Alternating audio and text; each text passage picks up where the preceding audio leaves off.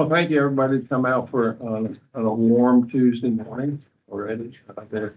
And we greatly appreciate our city council liaisons being here this morning as well. I'll turn it over to Brian to do the roll call, if you would. Thank you, Vice Chairman Barber. I will now read the roll. Mr. Barber? I'm here. Mr. Mitchell is absent. Mr. Brown is currently absent. Mrs. Saunders Smith. Present. Mrs. Smith currently absent. Mr. James Present. and Mr. Harmon. Present. Vice Chair, you do have a quorum. And, I know I won't fill the shoes of our president, our chairman, but we'll try to go through our agenda expeditiously today. I hope he's in some place cool, enjoying his vacation. There. That's it. Brian, would you like to run through the agenda for us? I will. Thank you, sir. Before I do that, I would just like to take a moment to recognize and introduce a new team member that we have with us for a period of time this summer, which is our summer intern, and that is Ms. Kyra Sugars. Kyra, can you just raise your hand so everybody knows? I think we can probably figure that out. But Kyra has joined us just a few weeks ago as part of the city's summer internship program, and she's been helping out around the office. She is a rising junior at IC from high school, and we're really excited to have her, and we're going to put her to work and help share some things about all that's happening in Portsmouth. So, thanks for your attendance. Okay, your first agenda item is the meeting minutes from your June 18th meeting. Those were provided in your meeting package last Friday. And there is a need for adoption of those minutes. Move for adoption. Second. Is there any discussion on the item? Hearing none, I'll read the roll. Mr. Barber? Aye. Mr. Mitchell is absent. Mr. Brown is absent. Mrs. Saunders Smith. Yes. Mrs. Smith is absent. Mr. James Present. Yes. and Mr. Harmon. Yes. Vice Chair, the item is adopted by a vote of 4-0. On to your financials. We do have a financial report for the month end June 30th, which is your end of the fiscal year as well. And we have Kira Pitt from the Finance Department with us this morning to present. Okay. What I will be presenting this morning is a high-level review of the unaudited financial statements for June. I would like to mention that our fiscal year will be open until 8/15, so these numbers may possibly change. Starting with the balance sheet, we ended June 30 with about 7.3 million in cash. We still have our land valued at 1.2 million. We're holding land for sale at 13.5 million, giving us a total assets of 23.9 million. As of June 30th, we had about 600,000 in liabilities, including grants payable. And our net position for June 30th was 21.5 million, a decrease of 462,000 compared to last fiscal year. Okay, next is our statement of revenues and expenditures. Okay, we ended June 30th with about 251,000 in operating revenue. We had about 373,000 in operating expenses. We paid out a total of $309,000 in grants, and we earned 203,000 in investment income. As I said before, our net position was 21.5 million at the end of the fourth quarter. This slide right here represents our year-to-date budget report. It's what we budgeted versus what we actually brought in and spent. And again, the net decrease in position matches at 452,000. Our next slide is our property held for sale. This fiscal year, we bought three properties, so a total of $750,000.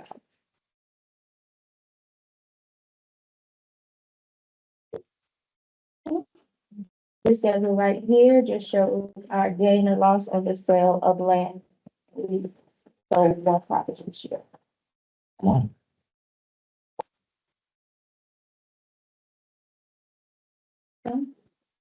This slide right here is our remaining grants from FY 23, which were approved but not paid out yet. So they're sitting in the liability account ready to be paid.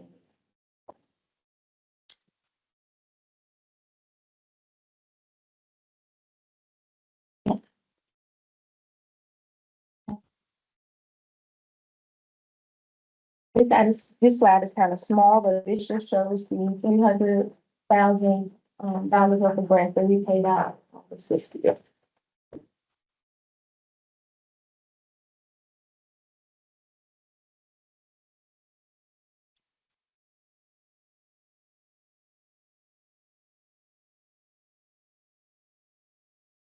Are there any questions about the June financial statement?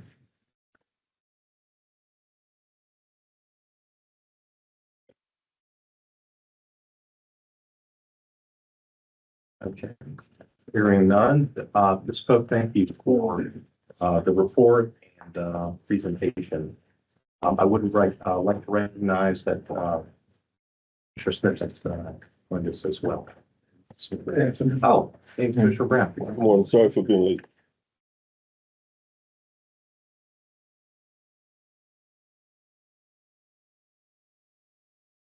Moving on to old business. The first item on your agenda is an update on 1021 to 1107 High Street. This is the property that is under contract with A4 Development for the Kings Landing townhome project, which at this point, I believe we're down to 51 townhome units. There is a exhibit with the layout and a rendering, a conceptual rendering of the townhomes there. They're planned for High Street in the Innovation District. To provide an update on Mr. Keel's status, the site plan review has been completed. And there is an approval pending, the approval of a subdivision plat, which is a document that will create all of the individual lots for the townhome units. That plat has been submitted, it's under review. We anticipate that within the next 45 days, that should be approved. In addition to that, his building plans are in review and are likely going to be approved here in probably the next 2 to 4 weeks. We do have a extension that Mr. Keels has been operating under. That actually is set to expire this month. I believe the date is July 19th. And we are now in a position to get ready for closing, pending the receipt of those last two approvals, which should again be forthcoming within the next 4 weeks or so. Our recommendation is to provide Mr. Keels with a 90-day extension to allow for the closing period to occur. He's essentially fulfilled the plan approval process at this point, and that was a requirement for the closing. Is there any discussion or questions about the status of the Hill project? Okay. You have a motion to Move to grant the extension.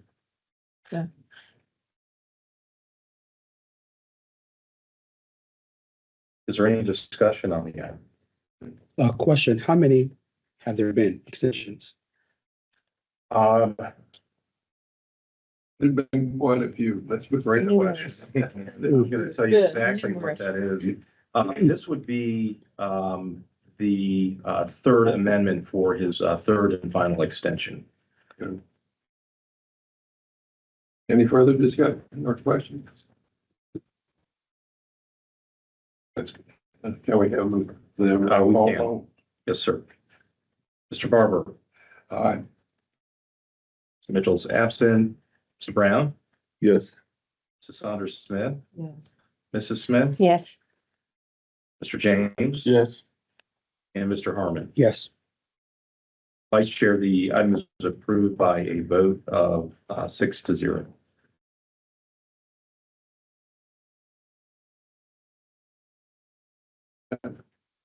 Moving on to your next item, which is 1028 High Street and 13 through 1015 Queen Street and 400 Hatton Street. This is directly across the street from the last project, and these are commonly referred to as the Holmes property, which has been under contract for some time. I'm very pleased to report that Jeff and Kelsey have been working on preparing for the closing. We expect for that to happen within the next week or two. We had a slight delay due to the title company that was providing title on the property was acquired recently. So there's a new ownership company for that title company that we've been working with. So we just had to have the title reissued from the company that's now overseeing that. So once that happens, we'll be ready to close. And we'll then be working on the next step with property.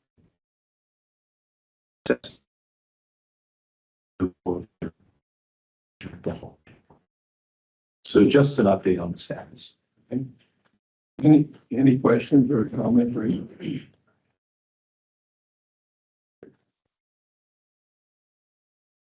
Okay, we'll work at making sure that was addressed.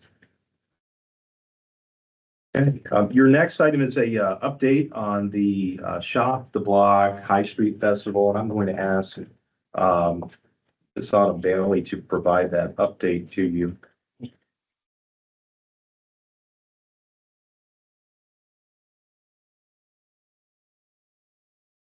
Morning, everyone. Good morning. So on July 6th, we held the Shop the Block High Street Festival from 12 to 5 on High Street from Dinwiddie to Effingham.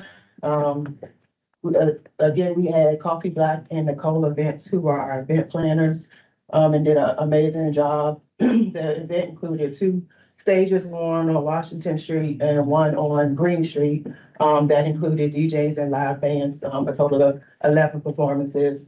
We had 10 business activations where 10 of our storefronts had either music or art-related installation that attracted patrons to their restaurants or their businesses. We had a total of 60 vendors lining the street that were selling retail products or food, including food trucks as well. And we had a fashion show hosted by Foster Beauty Fashion Show at the book club. We had a skate ramp, pitch competition hosted by the Black Brand, and a children's area that included face painting. The skate ramp. We had a soccer game and a bounce house.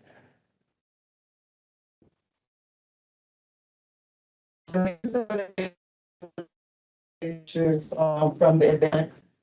And you can get a vision of what that day exhibited. These are some of the vendors that participated in our food trucks. These are some of our resource partners that had a table set up, and some of our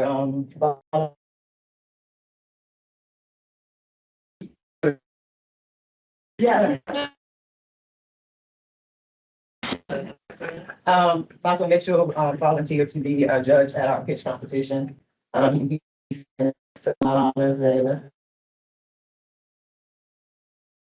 Activities, you see it's training something out the state ramp, and then we had live hanging murals as well. Some more of the activities, the fashion show the pitch competition at the top and another live mural painting on a abandoned building. We are currently we have put together a survey to pass around to the vendors and the storefronts to see their increase in revenue and how the event actually benefited their business. So we will start that survey this week and we'll be able to report on that next month. Any questions? I just have, I want to express my personal thanks to the staff for an outstanding job. If you recall, it was stifling warm that day, and Yes. for everybody that banned the booze and stuff, stayed with it the whole day in that heat. I think everybody needs to, have congratulations. And I think the turnout was fantastic, given the conditions that were present there. So, Yeah. job well done. Thank you. Thank you very much. It was 97 degrees and the heat index made it feel like 120. 120. But we pushed through. That 5 hours felt like 10, but we had a good time. We had a wonderful time. And it was just good to see the city come out and support the event and enjoy itself and be able to experience, the idea that we were able to execute. And hopefully we'll be able to do it again next year. Yeah, I think the only negative comment, that at least was conveyed to me, is that maybe want to hold it in the fall or spring next year. Yes, we will not be doing it again in July. We have learned our lesson. It was initially, Monument Food Methodist donated their parking lot that provided about 30 parking spaces, free parking spaces. And then we had a map of the city-owned parking spaces, parking lots, around the footprint where people could park. We advertised that on the website. And when we did the news report, they mentioned that they could identify the parking on our website as well. But we can definitely post that information earlier next year so people can, but it was all a learning process. So now we know what to do, what not to do, and how to improve it for next year. That's a good problem to have when you don't have enough parking. Yeah, it was definitely, Lot of turnout. That's good. yes, it was definitely rewarding to see how full the streets were with cars and people. And yeah, it was a very good moment.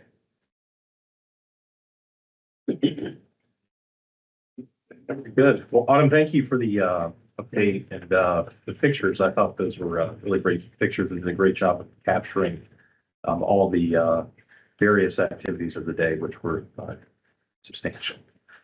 Okay, moving on. FOIA and COIA training.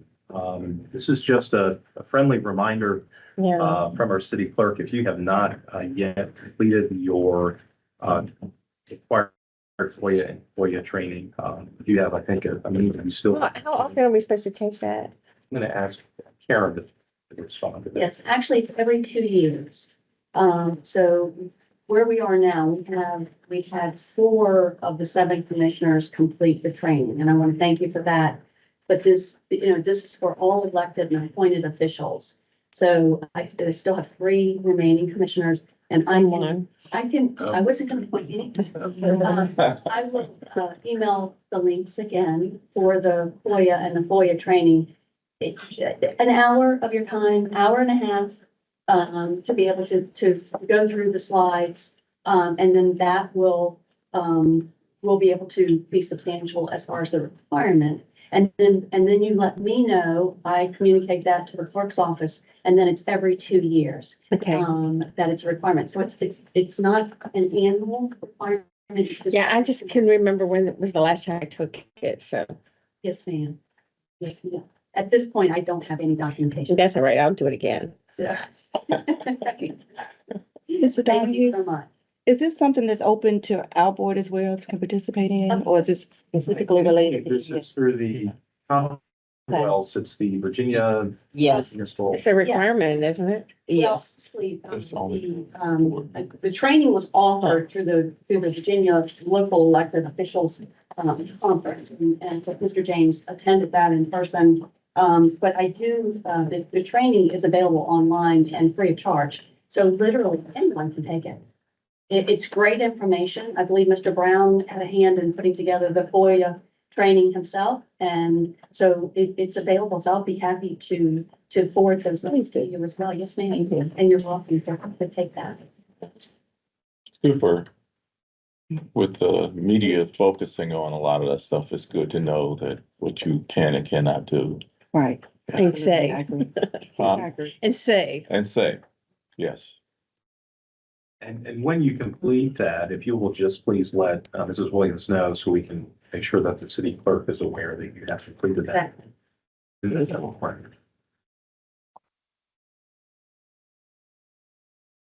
Okay. Under the business. Our first new business item is a Portsmouth at Work program update. Donald Salee is going to provide. We've had a busy FY 2024, so Nala is going to tell you about all the exciting things that they've been doing in this space and out in the community.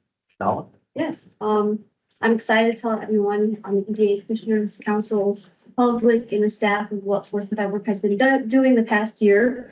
Last year I did it, I think, at the same time. So a lot has changed, a lot of things has been growing, and excited for you guys to hear it.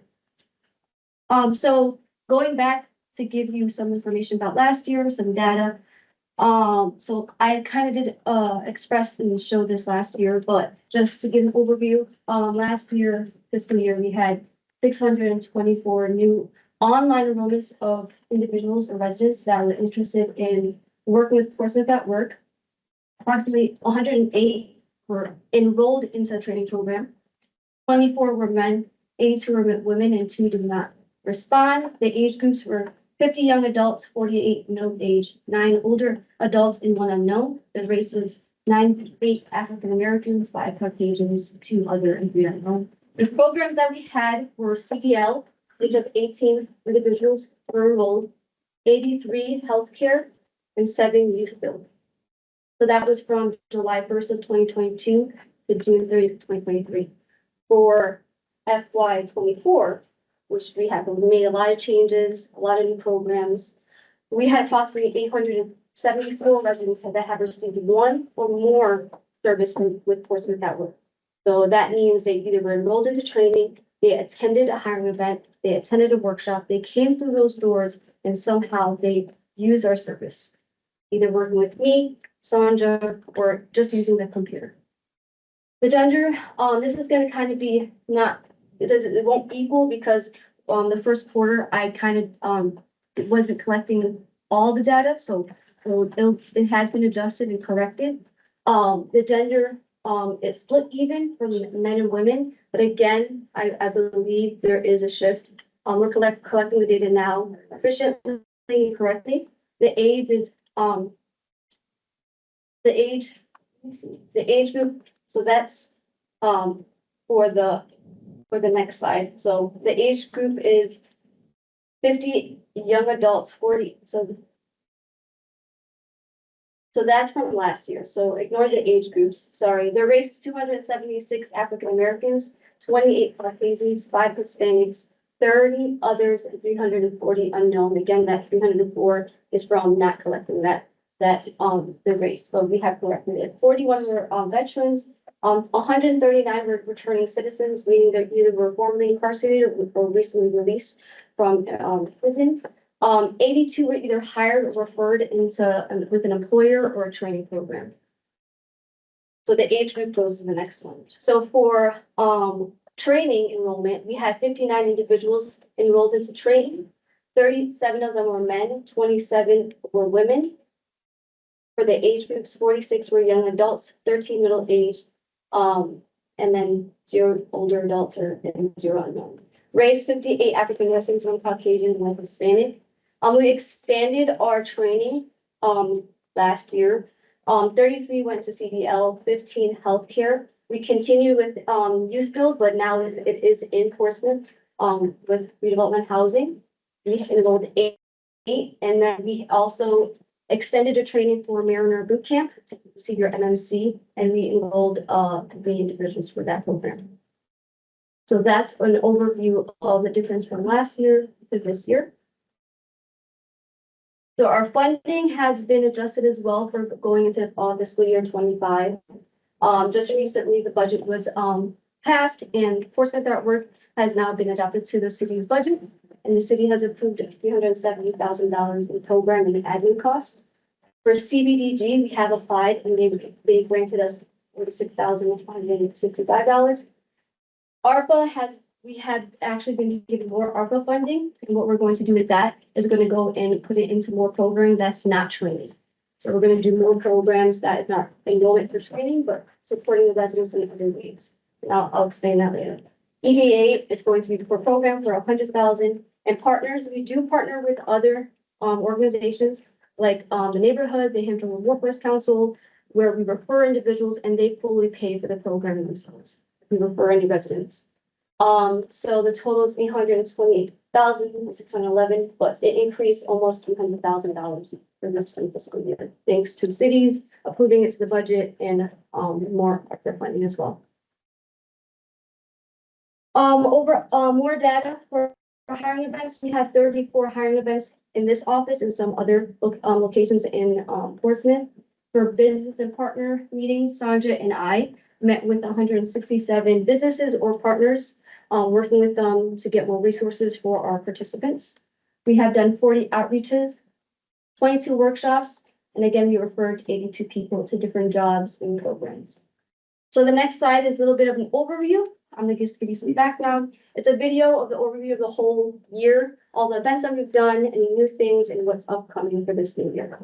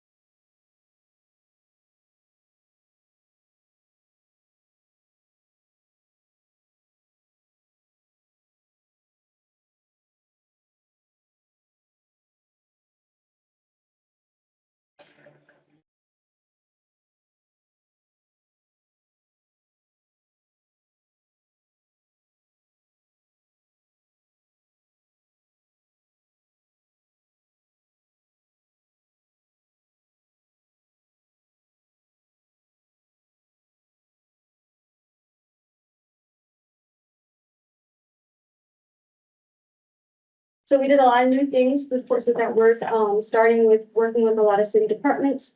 One of them is being CTE. We realized we have to, get the youth involved and engaged in the community. So I went and assisted. I'm on the CTE advisory board, assisted them with different events like industry tours where we toured 6 Portsmouth businesses to give them exposure of what exactly they can work that they didn't even know about. We did hire our grads, which was on site at Manor High School, and they actually applied and did face-to-face interviews on that day to help the signing day. And it helped the signing day increase the amount of students that signed and get a job right after graduating high school. We also worked with different departments on developing different programs. One program that you just saw was a flyer for our return to work, which is in August. It's going to be 2 days of focused career readiness for recently released or formerly incarcerated residents to get one-on-one career readiness, developing a resume, mock interviews, and then the next day they're actually going to meet with employers to hopefully get them a job once they complete the program and get a credential completion, so they could put that on their resume and have that to show that they dedicated 2 days of their time to do a program to help find a career. The last slide is actually, we're very excited. It was years in the making, so we finally got a partnership with TCC to build Creative Academy, which is on Airline Boulevard. If you haven't been there, they are having open houses in the next few months. You want to go see it. We are going to have them as a vendor to enroll residents in a lot more training programs like IT, healthcare, maritime, and also some other ones that might be of interest for the residents. We have a little bit of a great project that we put together with TCC, and we're really excited for this partnership.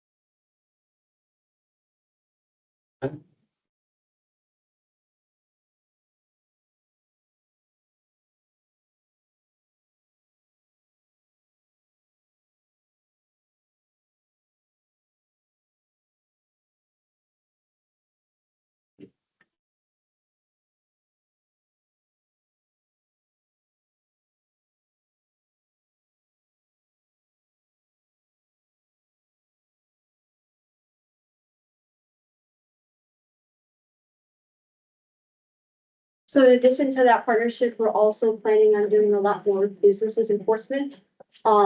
Two additional programs that we're gonna do in partnership with the Hampton Roads Workforce Council, which we already have an existing program. Is incumbent worker training in OJT, where we connect residents to, a business in Portsmouth, or maybe if it's outside of Portsmouth, but getting them the training they need to, get employed, but also get retained by the employer once they go through that program. And also giving businesses in Portsmouth the opportunity to upskill their current employees and get them more credentials, but also increase their wages while they're getting trained. Another program is we're gonna work with the police department and do at-risk youth. I know the city has a summer program for youth. This is a little bit different. The at-risk youth is for youth in Portsmouth that have been affected by some type of violence in their neighborhood, that are at risk at dropping out of school or being, in prison. So we're working with the Hampton Roads Workforce Council with those two programs because they already have something existing. We're just adding on and just focusing it on in Portsmouth. So we're excited about all the new things that we are doing, but we're really proud of what we have accomplished so far. And I couldn't have done it without Sandra Briggs, who's in my workforce development specialist. She does all the enrollment and training and case management, and also bringing the donors up in the front. She's covering and helps every single person that walks through these doors, every employer, anyone that comes in, that's the first person she sees. So, and I'm also grateful for, everyone here that helps with every crazy plan that I have and all the events. Because without them, this couldn't have been possible. So thank you. Any questions? Well, first of all, I think you've done an amazing job. I think this is all very exciting and needed and wanted. I did have one question and just refresh my memory because you said ARPA donated 312,000 So that's ARPA funding.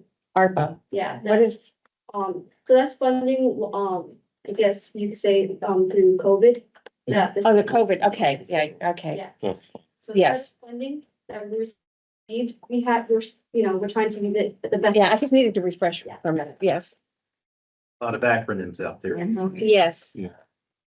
Yes. I think this is amazing.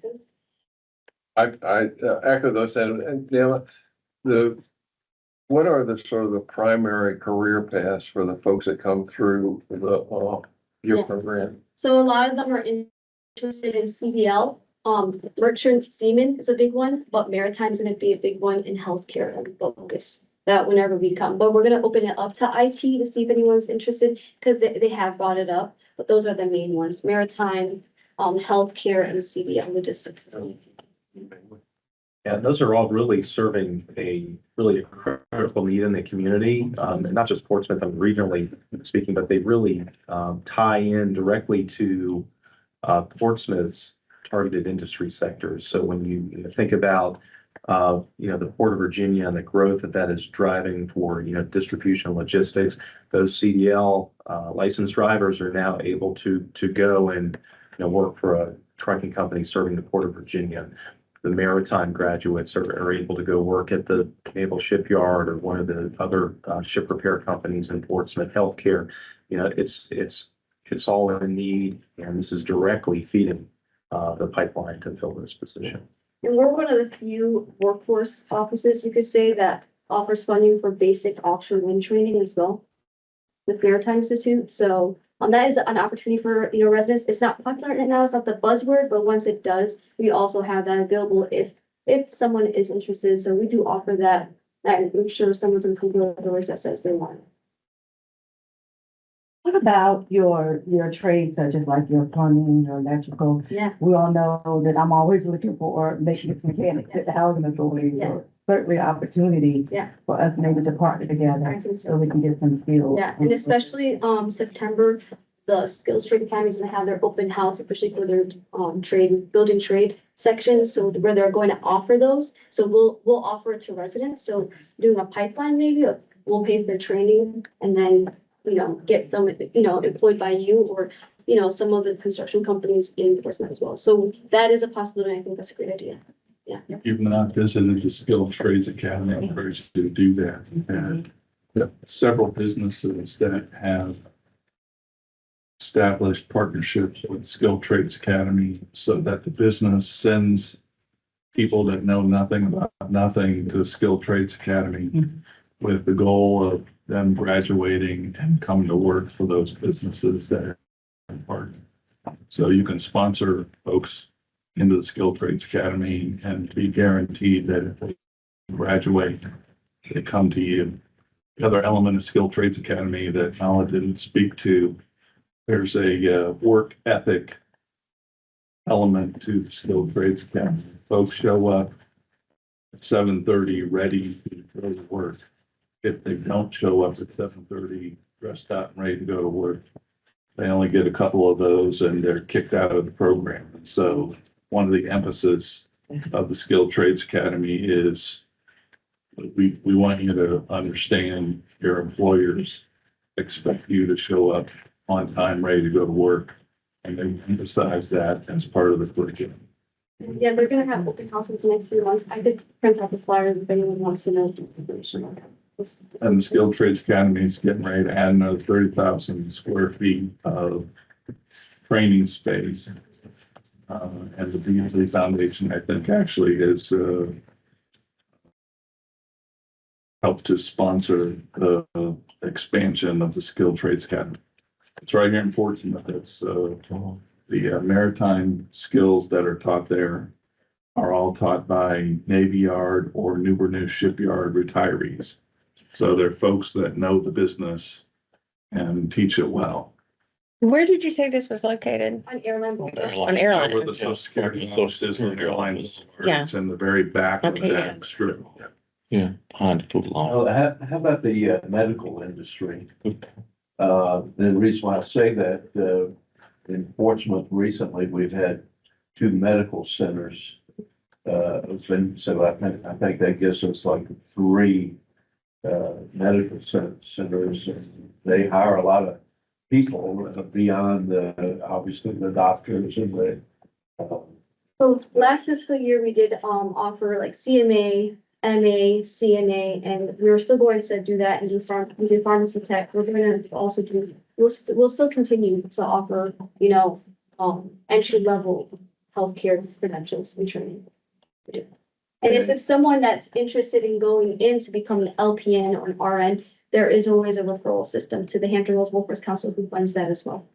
Yeah, and even beyond the positions that require a certification, those particular centers hire a lot of people from the customer service standpoint. You might want to reach out to some of those that have come into the city recently. Yeah, okay. That's a good idea. They have a lot of needs, and I know from the one that I work with, there's some shortages that having difficult time finding people. Yeah, and if any of you would Councilman Moody wants to refer any employers, please let me know. I'm willing to meet with them, build these partnerships so we can have a list of employers that we refer residents to, because that's the best way of getting our residents employed is building those partnerships with employers in Portsmouth. Because I would love to send them to other places, but I want to keep them in Portsmouth because it's the easiest way, not going through the tunnels and retaining our residents in Portsmouth. So feel free to call me, email me with any referrals, and I'll connect with them as soon as possible. Thank you. Be on your list. Yeah, this is. Yeah, obviously, I want to commend you for a job. You all do a great job, and we're so proud and excited about you. But I was going to tell you that it's just amazes me how many people really still don't know about these programs right in the city. Yeah. As a member of Delta Sigma Theta, we partnered with Portsmouth Redevelopment Housing this year to do a mentorship program. As a part of that mentorship program, we did a college tour. And the college tour, we went to Elizabeth City because we was looking at the aviation program, but we also decided to go to Tidewater Community College. And some people didn't want to do that. So these kids know about Tidewater Community College. They did not. It was just amazing to me. They did not know a lot of the kids there were very excited about the nursing program, the welding program, but even our kids right here in the city don't know. And I think that we have to do a better job of letting them know the opportunities that are available right in their communities. Yeah. So I think it's great. No, I was just to dovetail on what the Commissioner Saunders that, I think we just hit the tip of the iceberg on this. Because the awareness of the target marketing of the students, the young people, and even the employers. I mean, I run into people every day that don't know where the center is. And, I was there when the governor came and cut the ribbon and excited about it. But I think I want to commend you for what you've done, but keep moving forward because we can't lose any of these young people anymore. And I don't want to preach this morning, but I think that the more career awareness we can give them, like, for example, when I meet with young people say, well, I want to be an entrepreneur, or I want to be a plumber. This is a great opportunity for them to be an entrepreneur. Because if you're good at something and you want to run your own business, you need to know what you need to do, and then need to know how to run that business from the financial side. So I commend you for what you're doing and keep up the good work. It's been here, but it's been good. Yeah, we don't want to give you too much work though. Mark, I noticed the GoTech bus sitting out there. Do you want to comment about your partnership with that program? Yeah, I'm happy to. So the GoTech bus is parked in front of the Children's Museum this week. If you have not visited the GoTech bus, please, it's right up the street. What the GoTech bus is actually running is summer camp in conjunction with Starbase Victory. The kids are in the classroom inside the Children's Museum. They're going aboard the bus to build robots and then going into the Children's Museum to compete their robots against each other in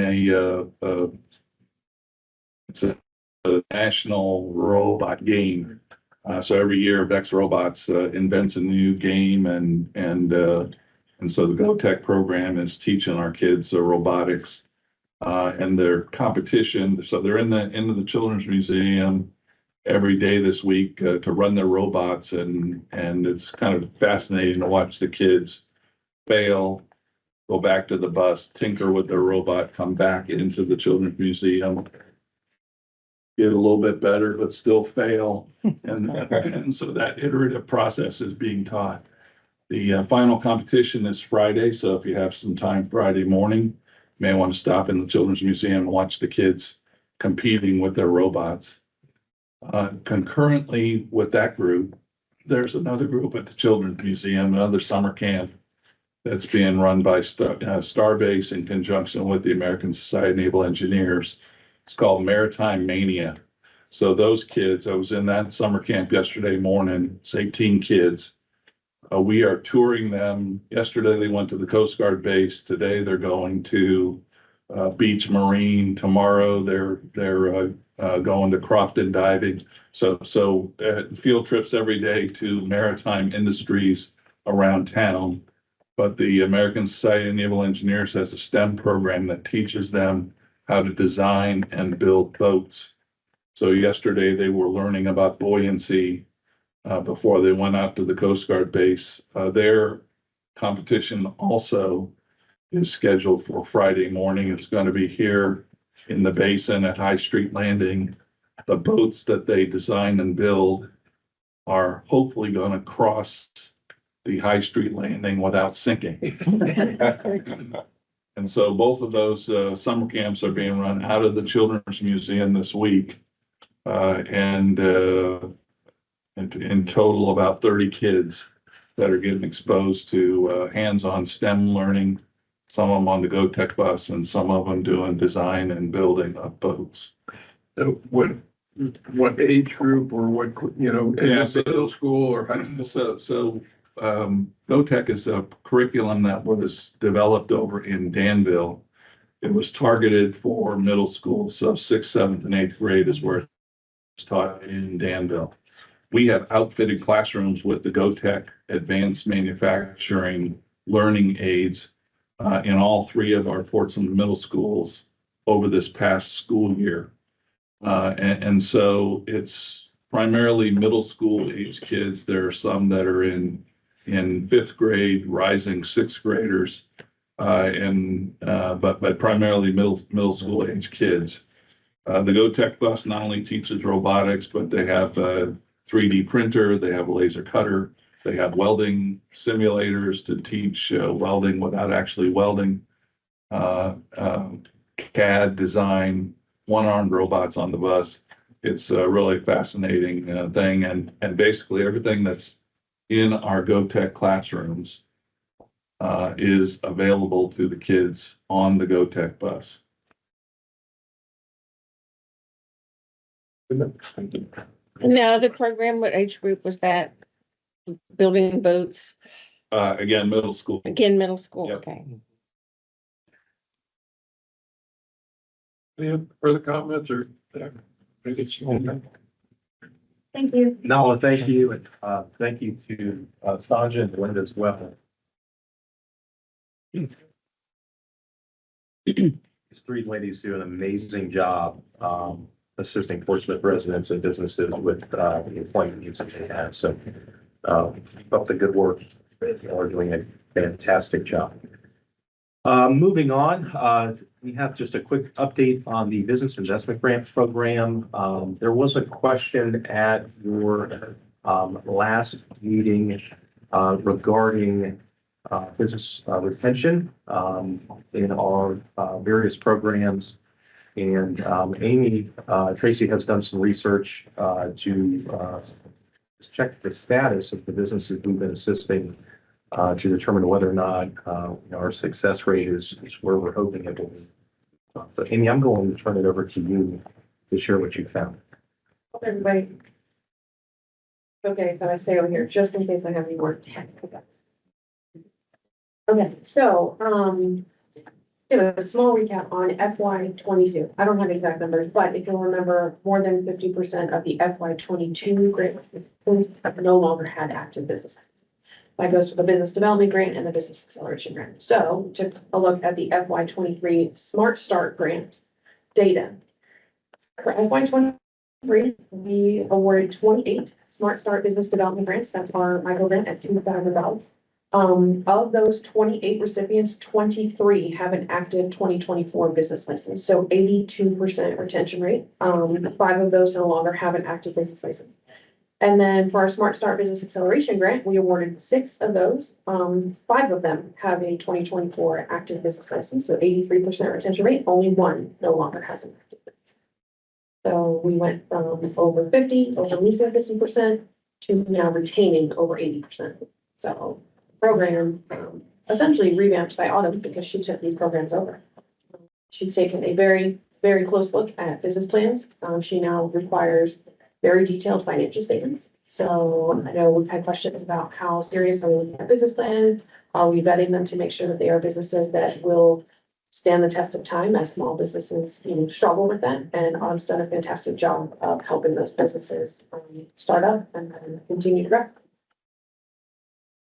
Small tidbit of info, but great. Those are very Excellent. laudable result there. But they have a lot of failures with small business, particularly in their early years.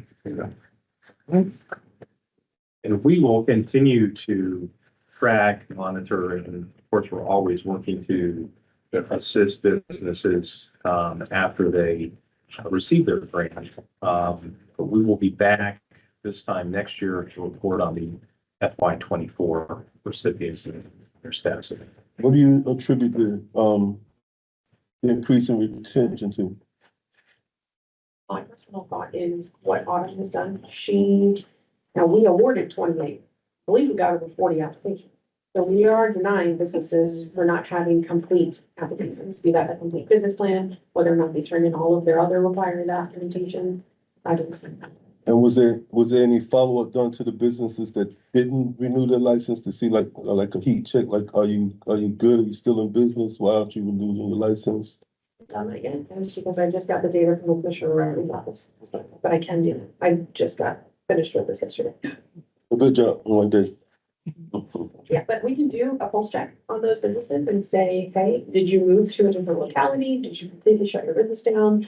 What can we do to help bring you back to Portsmouth? Was it just, I know, after FY 22, I received one comment of they didn't receive their renewal notice to renew their business license. Did you just miss that mark? Did you forget to renew it if you're still operating business? We'll do more of a pulse check, so I'll get those emails and phone calls out to you. Any further comments?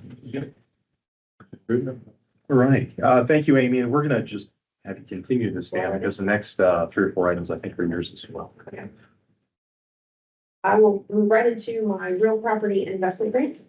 The first address on your list is actually an FY 23 grant extension request. This is for the address of 810 Loudon Avenue.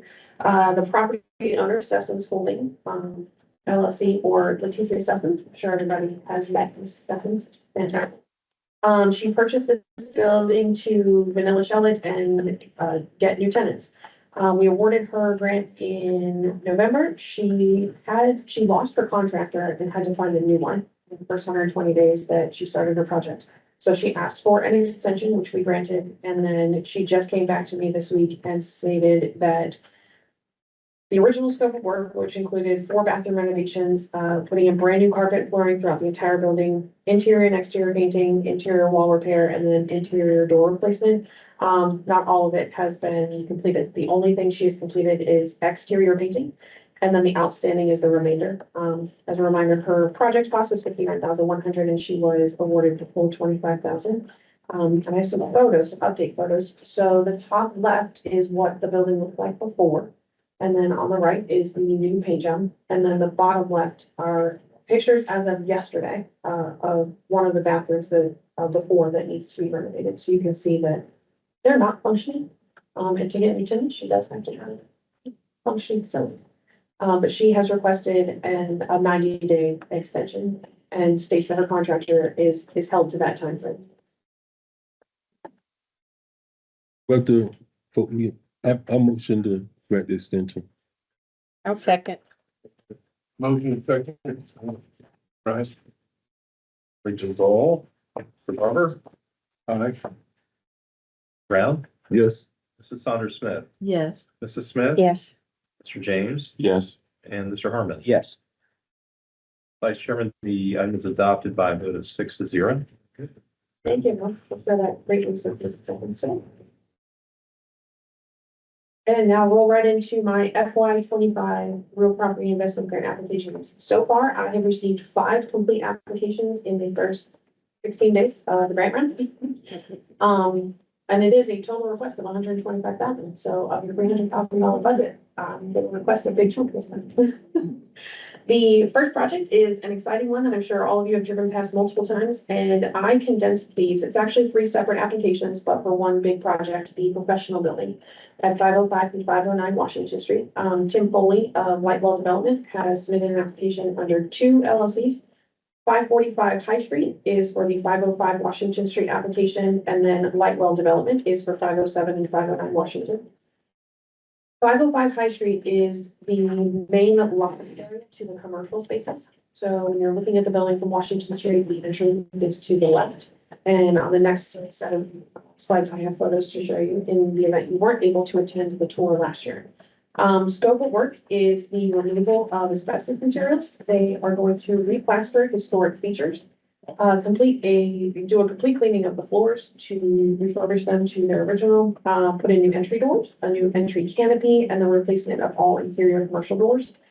So this space will lead the commercial, it will have entrances to the commercial spaces through the back way instead of just the High Street and Washington Street.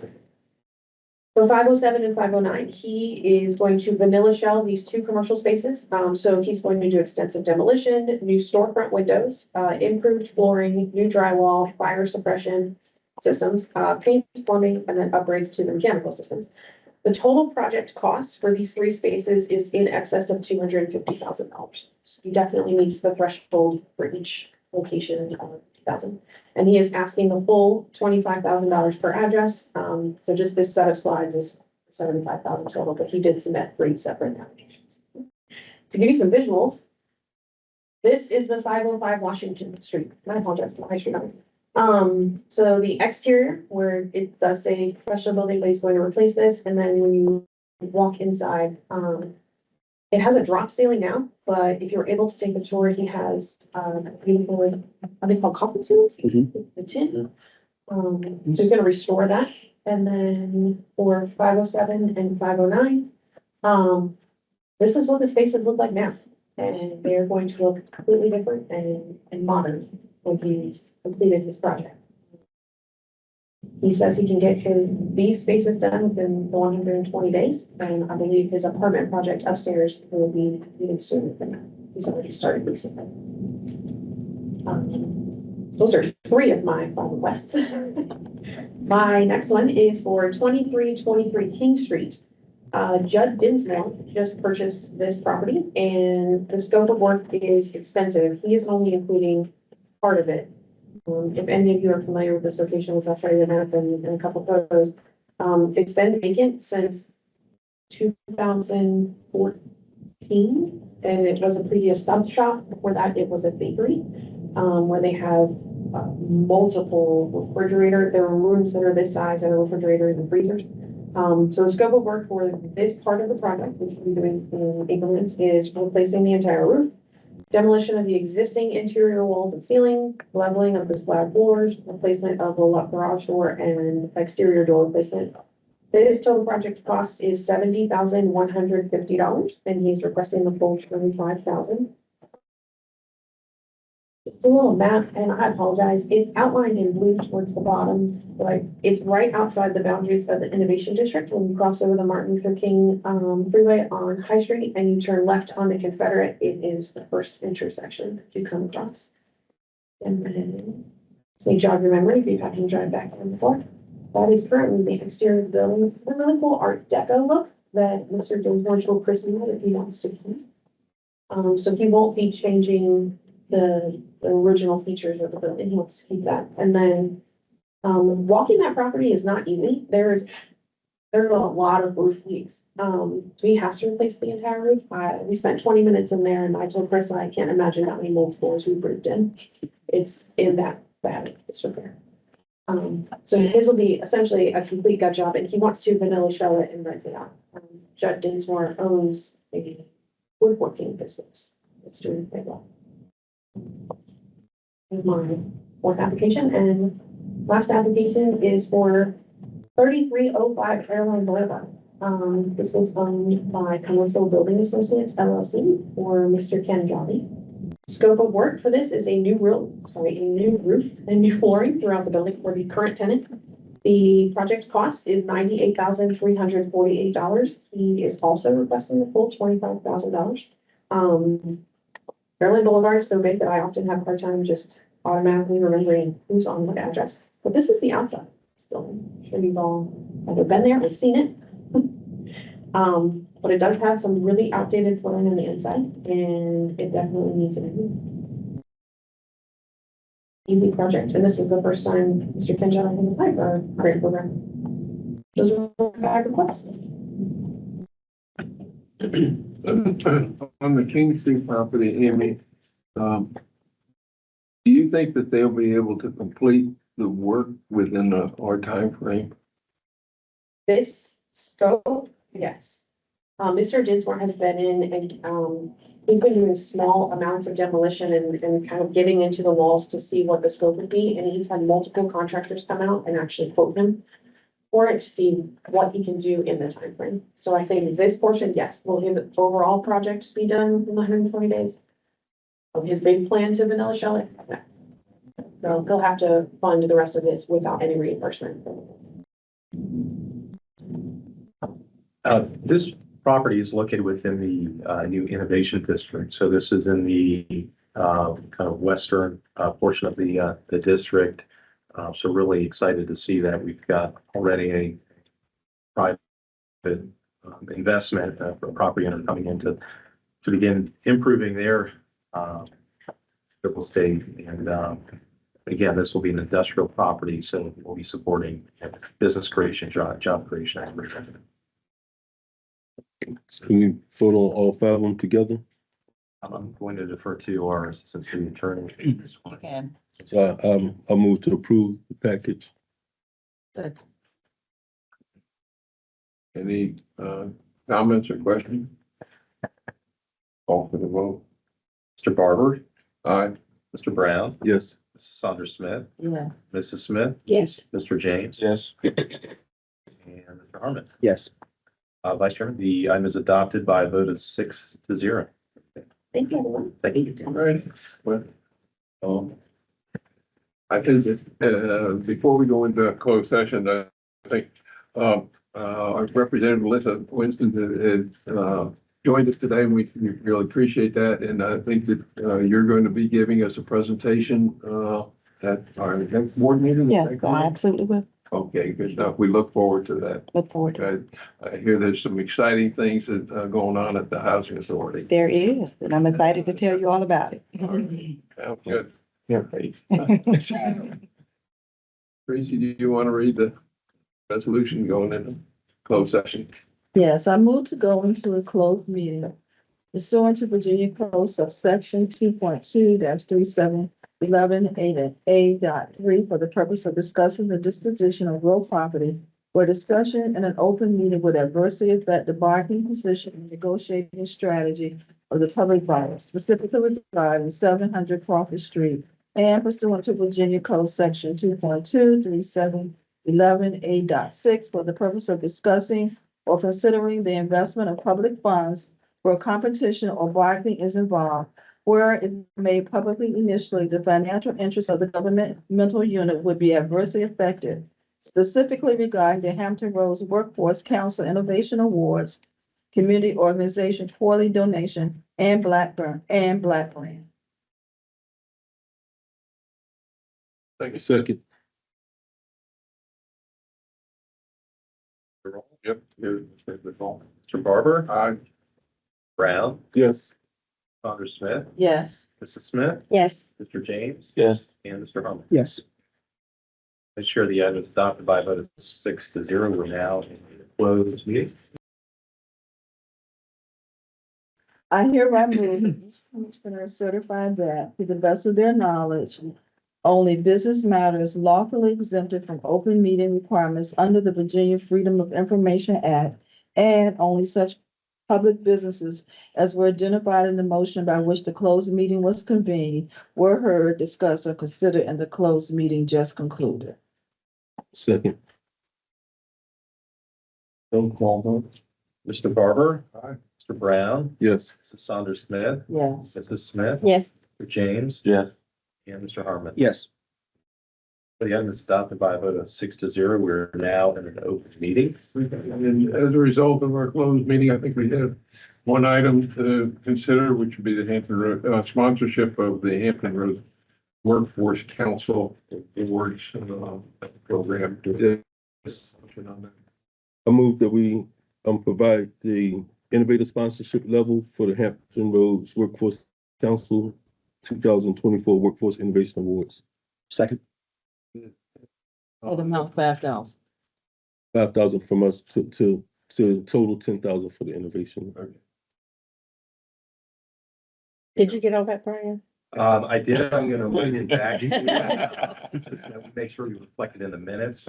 The motion is to commit $5,000 towards sponsorship of the Hampton Roads Workforce Council Innovation Awards at the innovator level. And that is a 50-50 split with you. I'll second. Thank you, Commissioner Brown and Commissioner Smith. I'll move the roll. Mr. Barber. Aye. Mr. Brown. Yes. Saunders Smith. Yes. Mrs. Smith. Yes. Mr. James. Yes. Mr. Harmon. Yes. Vice Chair, the item is adopted by a vote of 6-0. Thank you for that and your sponsorship. Next item is sort of any items that the commissioners may have to bring up. Any thoughts that you or items that you would like to bring to before us? Hearing none, okay. Do we have any report back from the staff? Vice Chairman, no, we do not have any report backs. I think we covered the one item in the regular agenda. So we have no other discussion items for consideration today. Oh, we're gonna be able to get Matthew on the road. That's the goal. My wife thinks you. Motion to adjourn. All right.